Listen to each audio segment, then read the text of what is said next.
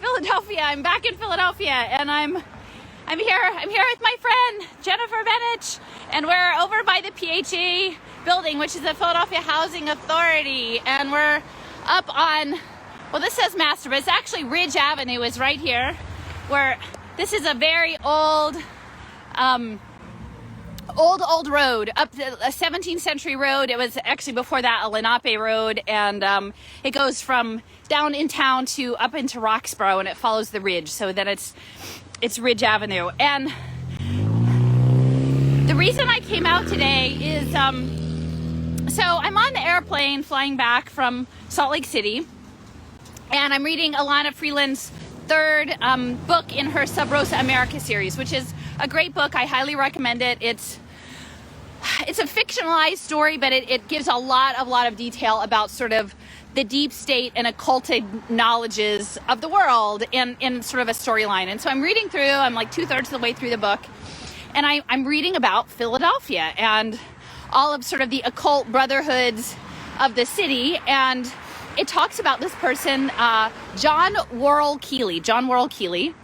And John Worrell Keely was sort of an occultist and an inventor, and he created something that was like a perpetual motion machine, or an engine that would run on ether, which was sort of like a powered air pressure water thing.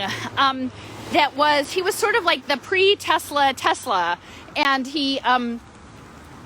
they were all like, after his death, he was run over by a car, and he was backed by John Jacob Astor, among other people. And he had this workshop here in Philadelphia with these like free energy, like an alternative free energy system, ostensibly. But everyone was really intent on debunking his machinery. And so in this, when I looked him up, and I bought a story, it's like the pioneer of free energy of John Worrell Keely. And Penn actually sent a bunch of scientists and physicists after his death in the late 19th century to come out to his workshop and sort of pull it all apart and see how this machine worked, and to essentially discredit him as sort of pseudoscience. And Alana Freeland said that his workshop was at 1422 North 20th Street.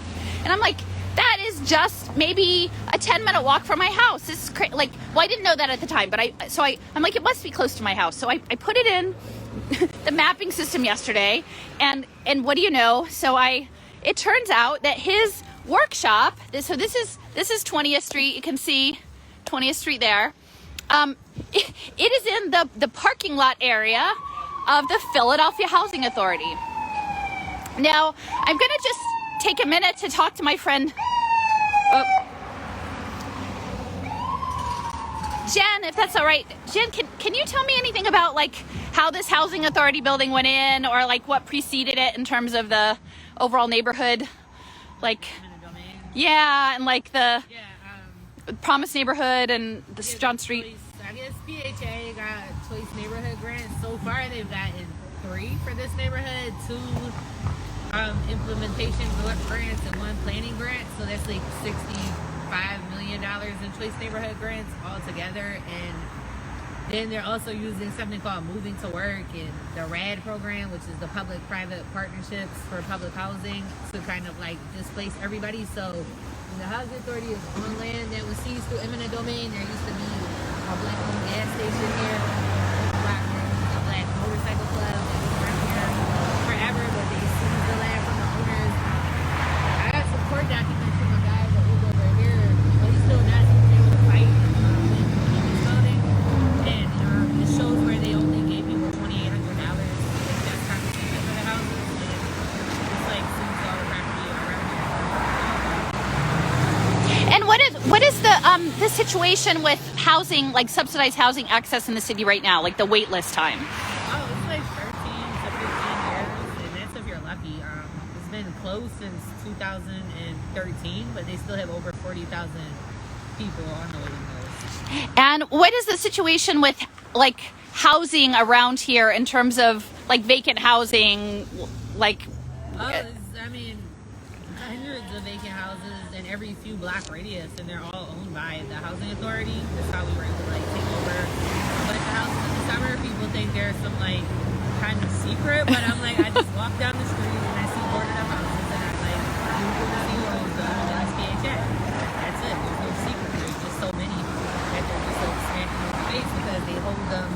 to become blighted on purpose so that they can sell them, because under RAD, which is Rental Assistance Demonstrations, the HUD Obama era policy, what the housing authority can do is transfer the assistance from 5 and 6 bedroom row homes around the neighborhood, and then they transfer that assistance to a nonprofit, public-private partnership with someone like Shift Capital, LISC, Project Home, Help USA. A lot of Project Home gets a lot of them. Yeah. And Project Home takes the assistance for these big houses in the community that house families and we're the fabric of our neighborhood.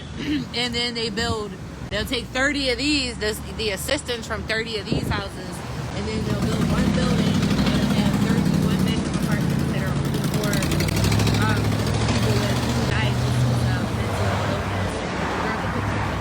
And the houses that were there is sold. So it's consolidating people into one area, and then there's like probably a lot of social services that are attached, like conditions of them being in that housing. Yeah, like public-private partnerships. And so they give the assistance to like Project Home, and then there's like basically an institution that's built, and then they sell the houses. Wow. So I'm just going to take a minute to mention, so Project Home is a Catholic project. Sister Mary Scullion is one of the folks that sort of leads that redevelopment, again, consolidating individual private homes, pushing people into apartment sort of units, and then doing a lot of services on the people, like conditional housing based on that program. So Project Home is also the lead on Pay for Success housing contracting in the city of Philadelphia. And it's not a surprise that the head of the Philadelphia Federal Reserve is on the board of Catholic Relief Services. So there's a lot of conflicts of interest in that we have a lot of historic housing stock, and that is being intentionally abandoned and blighted, and then it's being flipped either to developers or to these partnerships. So well, it's being flipped to both at the same time.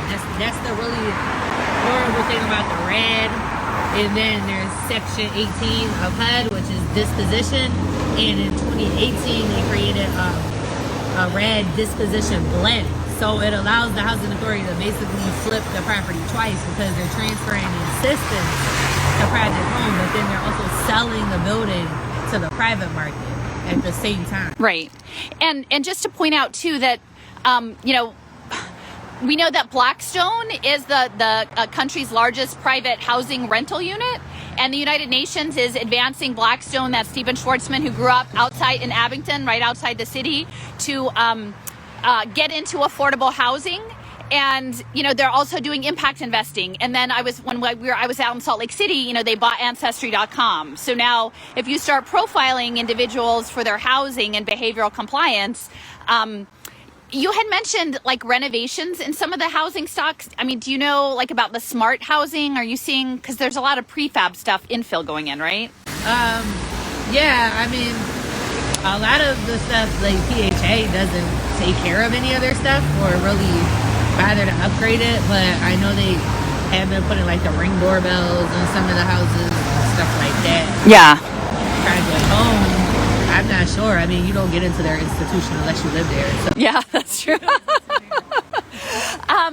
So, I mean, do you mind? So, just for context, just for context, I want to let people know, because again, if you know me, you know that the history in the background is really important. So, we're sort of on the cusp of sort of a differentiation down by Gerard Avenue that is sort of between like gentrifying Center City and North Philadelphia. And this section of Ridge Avenue that goes on for several miles was a center for throughout the early 20th century up until probably like the race riots in the 60s, of a center of music, rhythm and blues, jazz. John Coltrane's house is not too far over that way on 33rd Street, recording studios. And if you get a sense of these buildings, I mean, this whole area was redlined, so nobody could get investment to renovate these houses are 120 years old. People could not get, money to keep up their houses in it, and it passed out of, families, right? Single families own the houses, and then they had to give their houses up. And so then we see all of this like infill and abandonment. You can see like these empty lots coming in, and that's going to be back in like the 60s. Oh, sorry. In the early 70s. PHA had seized a bunch of land around here. PHA and the redevelopment authority that under like John Street when he was like a council person. Do you remember what that was called? I was trying to remember that program. I don't remember what it was. The neighborhood something. It was like a blight removal. They were supposed to like revitalize the neighborhood, right, but they never did. And they never built the housing. The houses sit and crumble and fall apart, and let the lots fill up with trash, and just never came back to it until now. Right. And so, I mean, we know now that with what's coming with the economic dispossession out of all of the lockdowns, that people's basic needs being met, shelter, food, water, healthcare, education, those are all being turned into impact commodities. And again, control of like housing is right up there with control of food and water. And we've been seeing that, and folks who pay attention to my writings, I talk about the fact that I've been put in a situation where these macro trends are happening down here on the ground with people I know. And so like Jen is a huge hero in that regard. Do you want to maybe say something about what happened in 2019? 2019 was I know. I just on the way here, and my daughter was like, remember that other summer when you and Fredo and Allison had a war at PHA? So, it was mostly you guys. You carried it. I just cooked a little bit. Yeah, in 2019, me and my friend Fredo like started an occupation here. It was April of my house got firebombed in March of 2019. And so I came here in April. What do you think led to someone being targeting you? I mean, I know that it was PHA. I had filed a lawsuit against PHA per se because PHA is like a mafia, and they're like no lawyers would sue PHA, even though we had the clear evidence of their police harassing us out of their jurisdiction. And so, can you speak about the PHA police a little bit? Like they're roaming around this. Yeah. But yeah, that's where the lawsuit stemmed from, which we're about to go to trial really soon now, finally. But the PHA police were harassing my family at our home. I don't know if they wanted our home because I also more recently learned when a developer showed up on my block that our city council and the planning commission rezoned my block as multi-family. My block was always single family, RSA 5 single family. Now my 100, just my 100, no other block on 19th Street, just my 100 is had been rezoned years ago before all the PHA stuff started with me to be multifamily. And I learned that when a developer wanted to build next to me and didn't have to go to the zoning board to build apartments, and I went to the council person's office and they were like, no, your block is multifamily. So I'm like, oh wait, everything starts connected. Yeah, and your house has been in your husband's family way back. Yes, since 1983. Yeah. Yeah. So I started, at first I didn't know they were housing authority police because they had cars that looked exactly like Philadelphia police. So I would be at the police station and they would be like, man, there weren't no cops at your house. And I'm like, well, who were the white guys with the handcuffs and the guns and the cop cars with the walkie-talkies? Because they were cops out here. And so after a while I started to notice the slight differences and was able to finally figure out that they were housing authority police. So it sent me on this wild goose chase of the city blaming the state and the state blaming the federal government and the federal government blaming the state, and everybody kind of we don't have control over PHA and the city. No, the state does that, and then the state is go to the federal congressperson, and then the federal congressperson is we fund PHA, but we don't have any authority over them. Right. So, I mean, the Philadelphia police, as it is, don't have a great reputation. The housing authority police seem to be even more rogue than the general Philadelphia. Yeah, I mean, the housing authority police get away with a lot more because who's holding them accountable, right? Yeah, they're they have their own office of audit and compliance. They have a PHA police advisory board, but it's ran by the chief of PHA police. So there's no internal affairs, no separate. As corrupt as that is, I mean, PHA doesn't even have that. They literally just investigate themselves. Usually 2 retired PHA cops that take up the investigations, and then also they're specifically targeting a very vulnerable population, right? Poor people who depend on them for housing, right? So they have this power, right, over people that road cops don't even have. And they come in people's homes, right? Yeah, they come in people's we had to get them out of a couple of the homes that we had squatters in, but I also had a woman at the encampment that was a legal PHA tenant, and they came and brought her out of the house in the middle of the night and boarded it up. Wow. Without ever taking her to eviction court. So it seems like the house, it's not really about getting people in housing. It's about controlling real estate. Yeah, it is. It's all Intimidating communities. Yeah, it is. I mean, if you look around here, like, I watched my whole neighborhood become a campus by PHA selling houses and then transferring the assistants to Project Home. For people who aren't in Philly, can you tell them what campus, like an extension of what? Temple University. Yeah. I mean, and I don't know if you're familiar with like those crazy humanoid robots, Sophia the robot. I don't know, have you seen that? Like, no. Yeah, she's like a citizen of Saudi Arabia now. So the guy, I think it's Hanson Robotics, Ben Goertzel, I think, who invented that kind of robotics, actually got his PhD in math from Temple, which is really interesting because I haven't come across that many people working in the robotics computing space from Temple. Like, they're usually from Stanford or MIT or somewhere else, but he's actually from Temple. And, you know, like, again, there's a lot of money flowing into Temple from a lot of places. They have an interest in this real estate. Yeah. Oh, yeah. Yeah. I mean, I learned, it's pretty much a little off topic, I guess, but like that Maria Canon Sanchez's husband is the director of procurement and business for Temple University. And then a couple months ago, PHA used the community center to Temple University. And then a couple weeks after that, PHA was like, oh, we're giving like these 200 houses to like nonprofits in Maria Canon Sanchez's district. And wow. So, I mean, there's a lot of conditions too, like in being in public house, like subsidized housing, like going through these programs, because there's something, a big picture. And Project Home is like worse. Yeah. Like, Project Home is like. And that's connected to the Vatican pretty much directly. Rules.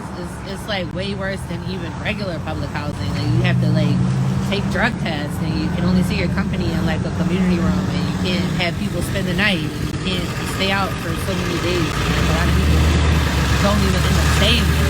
It's too much. Yeah. So again, there's.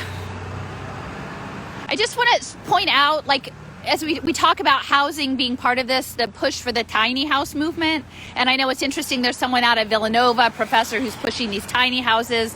And I just want to like emphasize, if you look in this area, there's a lot of open lots and a lot of abandoned homes that are modest, sustainable housing. Like, the most sustainable thing we could do with a lot of this housing is give people jobs and fix it up, not with smart technologies, just with straight up, good, put roofs on it, maybe some solar panels, but that's it, not surveillance technology. But I do think that the tiny house movement and this idea of sustainability flies in the face of actually keeping historic communities intact and is part of the erasure. Like, I mean, when we had the encampments, one of the demands was to have 2 tiny home villages, but I was always against that demand. There was just somebody else. Yeah. It was in like the collective that was really into it, but I don't think you can have a family in a tiny house. Yeah, and it's also like, I just knew it was going to be really institutional. Like, if we want a tiny home village, we have to build our own. From the city, the state. Create tiny home villages, and that's what's happening now. Like, the one RFP, they want to put it like up on State Road in between the jails. Oh. And like, there will be community bathrooms and kitchens, and then people they calling it a tiny. It sounds like a work camp. That they live in, and they have to be like over 6 feet homeless. And I mean, the RFP was so horrible that not one person even applied.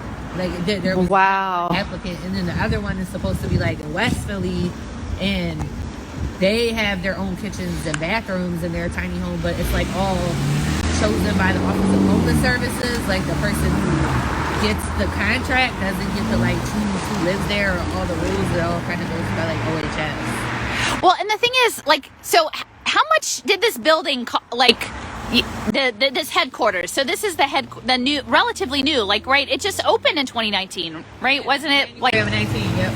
Yeah. So, like, I mean, that was not an inexpensive building, right? 45 million.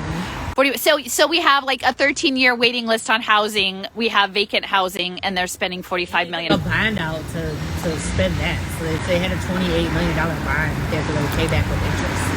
Yeah, so there's a lot of people who are making out, but not regular folks who need housing, like Now not him. they're also building the mixed income housing over here. Yeah. So it's going to be like 98 rental units and 17 will be affordable based on 80% of the area median income, which is like way higher than anybody's income around here. So it's displacing, it's gentrifying. So on top of that, they're having Mosaic, which is like a private.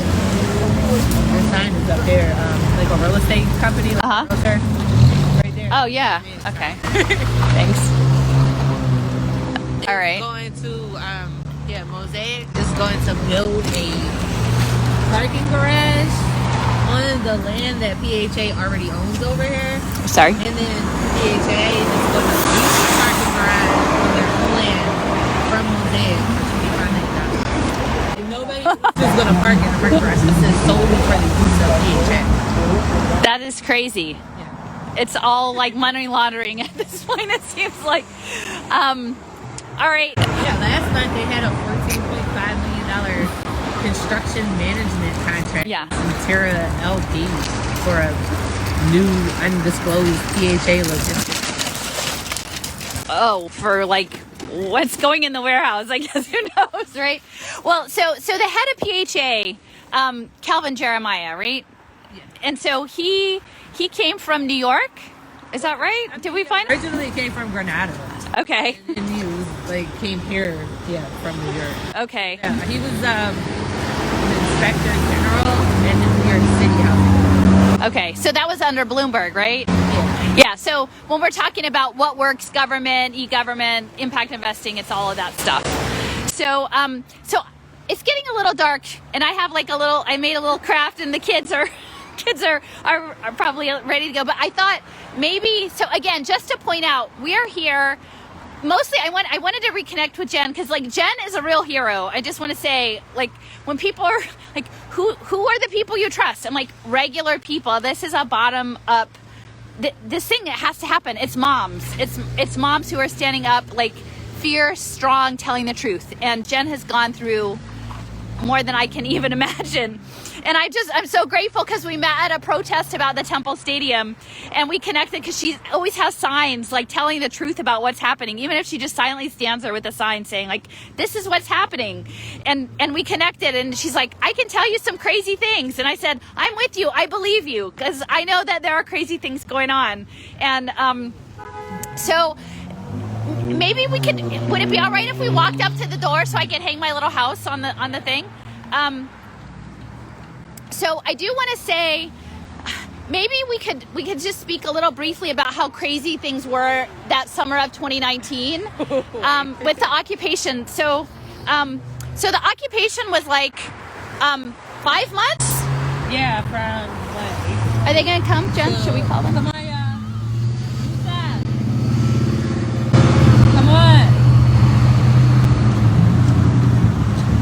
Yeah, from April until the end of September. And it was mostly you and Fredo, and then it expanded a little bit. Yeah. You guys were the cool. It was just me and Fredo. Yeah. And you saw a lot, right? Yeah. People going in and out, regular people in suits, connected people. Yeah, there's a lot going on. And Masons, union people, university people. Yeah. I mean, if you're there 24/7, you see a lot, right? Yeah. And you did say that you'd seen people lately with Mason things on their license plates after hours. Yeah, Mason and Gulag license plates. Yeah, after hours here in this $45 million building. And so there was, do you want to say the day that the front end loader came around? Yeah, we got basically pushed down right after the cops had both ends of the street blocked off, so we're not really sure if that's who those are in, but it just came and just pushed us right down the street in front of everybody. Yeah, it was right here, yeah. right in front of Vince's Beverage. So yeah, we were doing it was Miss Ruth and a bunch of people. You were not continue, and then all of a sudden she's like, what the? Yeah, so we pushed it back though, right? Yeah, we survived. We survived. And then can you tell me like what happened? So a lot of these open lots around here, when they pushed all the houses down, they would put these little low wooden fences up. So you'll see throughout North Philadelphia, because of the disinvestment, lots and lots of these open lots with the fences.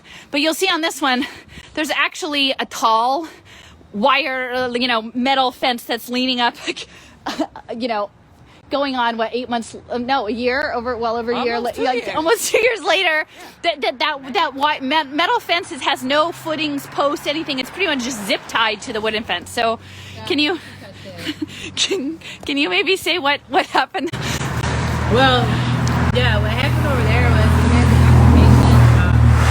This was my apartment at the time, and it's sort of sheltered a little bit under here. I spent $10,000. I put in a right to know request on these renters to block us from coming back here again when we are south on this side.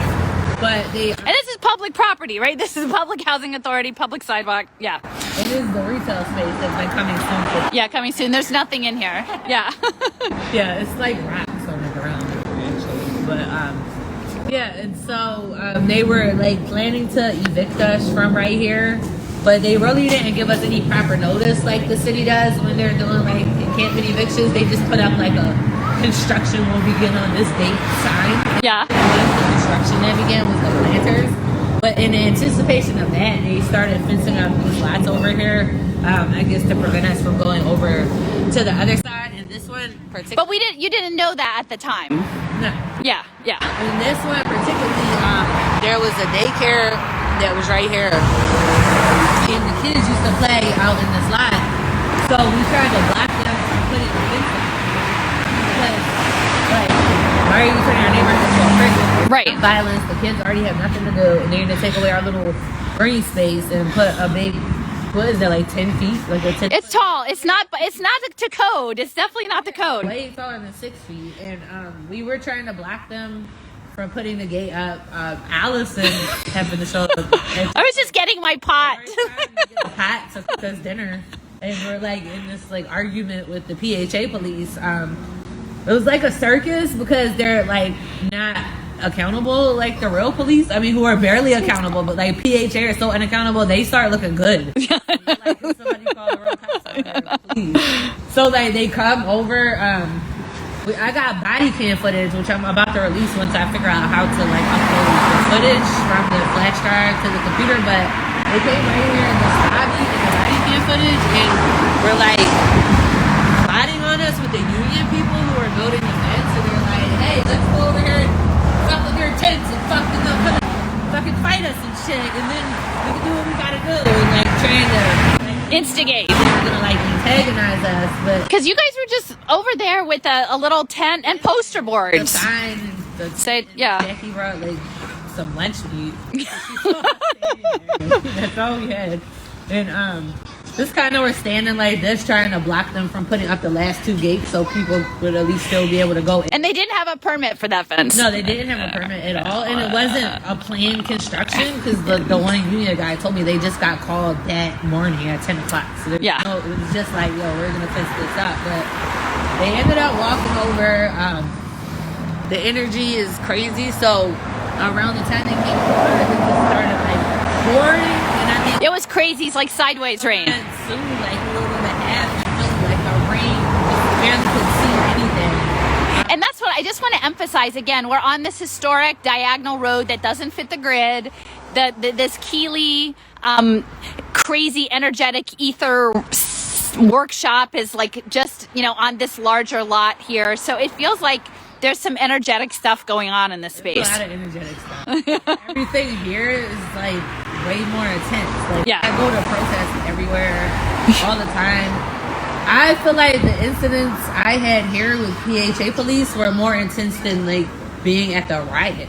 Like, this is something, and I mean it could just be like 3 of us and 4 PHA cops, but it's always really crazy and intense. Like that day, like what was that? Right, what was happening there? What happened? Yeah, but they basically came over and like the circus that PHA is, they're like telling the union guys to ram us with the fences and just put them up. Like the cops don't do what like a normal cop would do and like secure the scene. Right. If it's a protest, like normally you have like you get 3 notices of removal, right? Like normally they have to remove the protesters before the people can do the work. Right. You can't show around to people. Right. So the cops are just there. And we were not on private property. We were just on the outside of that little wooden fence by the sidewalk. So we were just right, like we were in front of the fence. Yeah, the whole time. And then they never called civil affairs, but I guess where it got ugly, when I was watching the video and they told Fredo, well, they told all of us, like, if y'all don't move, y'all are going to be arrested. And Fredo was like, okay, arrest me. Yeah. They didn't arrest him. They came and just like Pushed him and started shaking him. And then they all jumped on him. They had him in a chokehold. Yeah, the cops and the maintenance men. And then some cops came out of the building or wherever they came from, and they had like white t-shirts and hoodies on. One was Officer Todd. I mean, Allison didn't know he was a cop. We thought, we're like, who the fuck is that? And then He didn't have a uniform when on. he looked up, I knew his face. So I was like, that's Officer fucking Todd. But it was just the maintenance men, the cops, they all like jumped Fredo together and put him in a chokehold. And then I guess they didn't mess with me probably because of my lawsuit and Yeah. me being really outspoken. But then I'm not even sure to this day why they arrested you. I think I must have tried to pull him off when you see somebody with somebody in a chokehold. You just like try to separate them. But it was so But they pushed, delayed. It was yeah. like 10 minutes later. Yeah, I was wandering around filming. Right ponytail. And they ended up like No. your feet from under you. Yeah, they took me down from back, like they threw me on the sidewalk. Yeah. And it was weird because like I was having a hard time finding anybody to even represent me. Like even all of the social justice legal teams, like nobody wants. Yeah, nobody does. So, and then after all of that happened, so like Fredo and I, I spent a night in jail and it was crazy. And then there was the aftermath of all of that stuff. They came after your family, right? Like the social services. Yeah, well, then first, like 3 days after y'all were arrested, they brought SWAT. Oh yeah, that's right. The SWATs. That's right. I forgot about to install the planters. The planters. And they evicted us from over here because they said they had to do construction, which. Yeah, this is the construction to the extent of and I mean again it was counterterrorism, right? Yeah, there was over 70 cops, and there was just like me and Fredo were the only ones sleeping here, and even that night for support, there were only like 13 people. Yeah, altogether. So it's way like there's something crazy that's in this spot. It feels like there's something really intense going on here. Yeah, and stuff always happens here. I've seen like at least like 20 car crashes between the 2 summers that I've like lived on right now. All right. Well, I have like, a little. I made a little. So I'm trying to do some of these little ritual things, and let me put this down. Or can you hold this for me for a sec? Let me get out some things. I have a candle. Sorry, I'm gonna drop my stuff. Have my lighter. Have some sage. I'll have my house. Okay. Oh, you know what? Can you take that black thing out? There. Okay. Oh, and there's the house. Can you hold the house? Maybe the kids can hold it. That would be nice. So I've got here. Let me just show you guys. Whoa, it's bright. How do I flip this around? Okay, so I have my little sage. I think is it after 5? This was at 5. Well, people driving crazy. Might be able to use the drive time. Okay, so I have my candle and get my lighter out. And Rich, so yeah. 1 second, guys. I'm gonna have to. Okay. Oh, I have my lighter. I'm getting better with the lighter stuff. Can I put this in there? And you can just put that black thing in there too. Okay. So, are you okay with the lighter? Do you think you can try to light this for me, the candle, and then we get the candle lit, and then I'll. Okay. And then I love sage. I know. Do you think we can try to light this? So, or like I'm afraid the candle might go out. Let me see. I'm gonna. I want to just like light it in there. Whoa. Yeah. Okay. Do you mind holding the camera for me for a sec on me? Let me see if I can get it going. I'm trying to.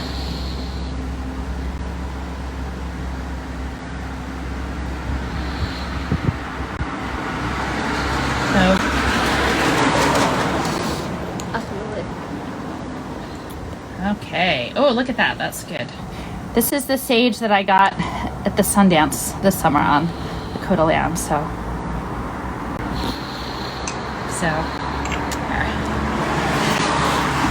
right. So. Let's see. And you guys have the little house? Okay. So this is just gonna just do a little thing here. So I have my candle and the sage that came out looking like, what are they doing? So this is for Richard. I'm kind of riffing off of your engagement with crooked state authority figures, and even though I don't know about all of the common law aspects of this, I thought it might be a good opportunity to sort of put. I'm trying to. Oh, I don't want the stuff to go out. Put these guys on their oath. Okay. So calling on the state authority figures to be on their oath to actually work for the benefit of the citizens of Philadelphia and the families of Philadelphia and those who are most in need of housing and shelter, the most vulnerable communities, not that they be turned into impact commodities or put in data pod tiny houses for impact investment opportunities for faith-based or public-private partnership institutions.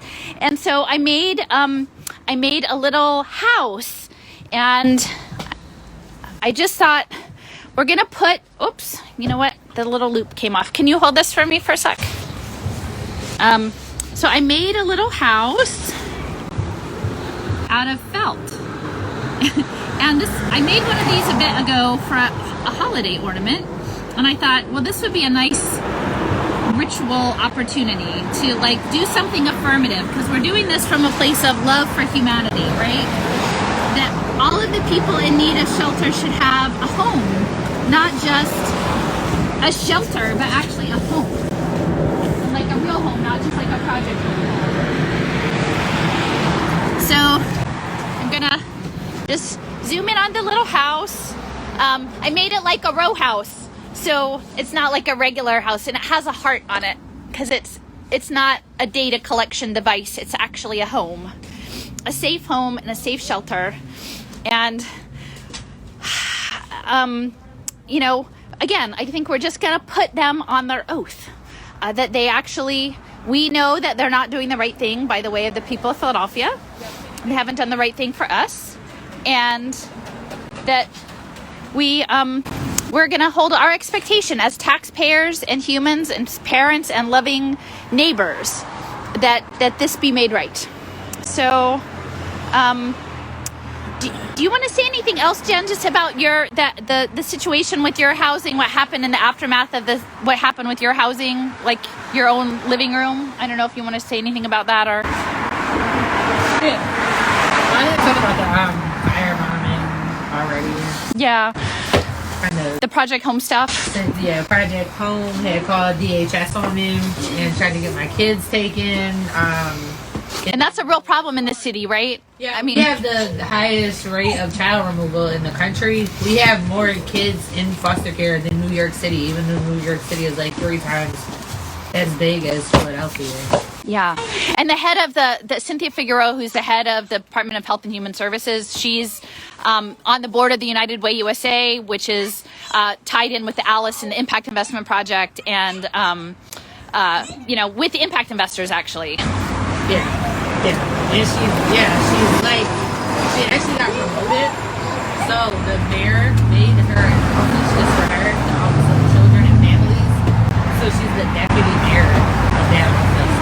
Yeah. So, yeah, it's a real concern. So, well, I guess it's getting to be about dinner time. Yeah. So we're going to sign off, but thank you guys for sticking with us. This is the story. I mean, this is the story I'm trying to tell with other people, because it's happening here. It's happening to real families. And what's coming is not about actually taking care of people or children or families. It's about impact investing tied to faith-based communities across the board. And it's crooked and it's evil, and we're calling it out and we're trying to make it right. All right, I'm on my way walking back. I just wanted to add like a tiny postscript. And I'm sorry, Jason, I meant to bring the light with me, but I forgot. So I'm about 3 blocks away between my house and the Housing Authority building. And in between is something called Gerard College. And Gerard College it is a residential school for orphans. It's a 19th century school. It takes up probably like 3 or 4 city blocks. It has a giant wall all the way around it. This wall goes on. There's a bit of a gate opening, and then I'll show you the wall later. I'll take a few pictures. But it was created by Stephen Gerard. And Stephen Gerard was an 18th century merchant and a maritime trader. And he later in his life owned property that gathered up anthracite coal. And so he was like the Bill Gates of his day in terms of like finance and technology. I guess he was probably one of these early philanthropists, so to speak, air quotes around that. And he made a lot of his money. He was French, and then he came to the United States, and he managed maritime trade, and he made a lot of money off of essentially, I think he sort of took a bunch of property of the white slave masters after the Haitian Revolution, and that the people were killed, and he took all of their property on his ships and brought it back. And evidently he was also a major financier of the War of 1812. He owned a lot of stock in the first or second U.S. bank. So he had a lot of money. He was involved in the yellow fever epidemic, in sort of fighting this yellow fever epidemic. And as you can see, this main building is called Founders Hall. There's a statue of him in front of it. And this was done in the 1840s or 50s. And as a National Historic Landmark, it's literally, you saw the devastation in the area around me, like around the PHA building. This is just a few blocks away. And it was sort of like a wonder of America when Charles Dickens came. Like, he wanted to see these various buildings, including this one. The door on that, you can't see it. There's not a good scale, but I would say that door is probably about 30 feet tall. It's a huge building, and it's around the corner from my house. Whoa. So the thing about Stephen Gerard is he, in addition to like being a financier and making money in the shipping / slave trade, he actually institutionalized his wife into the mentally ill asylum, and then took up with a mistress after that. So that's sort of part of his story. He had one eye. One of his eyes he was blinded in one of his eyes, so he only had one eye, or maybe a glass eye. And when he died, he left his estate to build this campus, which was actually the site of one of the major battles for civil rights in the North. Because we are, again, just on this border between sort of a gentrified greater center city area and North Philadelphia, which was a redlined area, predominantly African American, that was disinvested. And during the riots it started in the 50s. Raymond Alexander was litigating for the right. This was a school for fatherless white boys, and so that black children could come. It was litigated in the courts for a very long time. And then Cecil B. Moore, who is a very amazing black veteran civil rights lawyer, essentially started organizing with the youth in the community, people that I guess at the time they would have been considered gangs. And they organized these young people, and they occupied the wall, this wall around the college, which goes all the way around. This is the only gate. They rallied around this wall for like the better part of a year, and they were doing a lot of singing. We talk about vibrational energy. They sang along the wall. This was during the really treacherous years of Frank Rizzo very brutal policing through all of this. And eventually they prevailed. And so that this school was made available for black boys to come as well. But it was quite a struggle, and it was really, Dr. Martin Luther King Jr. came and spoke, but it was really Cecil B. Moore and these regular young people who were protesting for their rights that made this difference. But, when we're talking about sort of well-connected financiers and their networks of power and potentially sort of occulted knowledges, knowing that this building, this Greek revival temple building, which is really highly unusual, just sits about 3 blocks from, or maybe 2 blocks as the crow flies, from the PHA building and John Worrell Keely's lab, is really interesting. And then just a couple blocks the other direction, if you'd followed me before, when I did my little session at St. Joseph's Preparatory School, which is a Jesuit school for boys, high school, the people who go to that school are very connected. 2 of our What Works mayors, Michael Nutter and our current mayor, Jim Kenney, both are alums of that school. And that's where they were having this ed tech conference about sort of talking about a lot of things that would lead into badging and behavioral compliance tracking, and, all framed certainly as like progressive and socially innovative. So I want to situate this larger conversation around PHA and Keely and the energetic source in this landscape, because again, I keep saying the history matters, and maybe that's because I come from a city with lots of layers of history. But today's, dark suit, tinted window real estate dealings has everything to do with, late 18th, early 19th century financiers and coal merchants and maritime slave dealings. It's all connected. The central banking and the money laundering of this, through these institutions.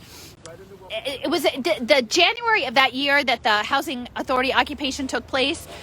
Actually, the Philadelphia Chamber of Commerce that January had a meeting here, and it was a closed door meeting to talk about the role of business in public education. And it was in Founders Hall, and you could only come if you were a member of the Chamber of Commerce, which meant that you were a business person, and no regular people could come. And so it was amazing. I joined together with some local teachers and activists and parents, and this was like the first thing that gave me a sense of the power of just small numbers of people to change the trajectory. So we had about, a dozen people, if that. And you can see, again, this is the only way in and out.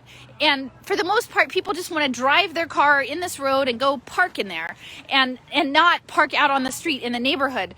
And so we blocked it off. We had about 4 or 5 banners talking about that we wanted teachers, human teachers, not educational technology, and that our children were not data impact commodities, and that we didn't want public-private partnerships, and that you shouldn't exclude parents from these important conversations around education. And we blocked the roadway and just holding hands with our banners. And they could walk into this meeting, but they couldn't just drive in. They had to confront the fact that there were those of us who were not going to go along with this program. And that was the first night. Actually, I laid down in this, you can see I have a blog post. It's called The Night We Lay Down in the Streets. And I lay down in the street right there because they said that we couldn't block the road, that they were going to arrest us. So I'm like, okay, well, I'm just going to lay down right there. And my friend Tanya Ba, who's amazing, and we both just laid down in the street, and we said, we're not going anywhere. We're not. And then they relented, and they said, okay, well, you can get up if you want. And we should have just kept laying down, but we did get up and we finished that protest event. But again, I wanted to give everybody just a situation when we're understanding about contesting power. It looks like this. It looks like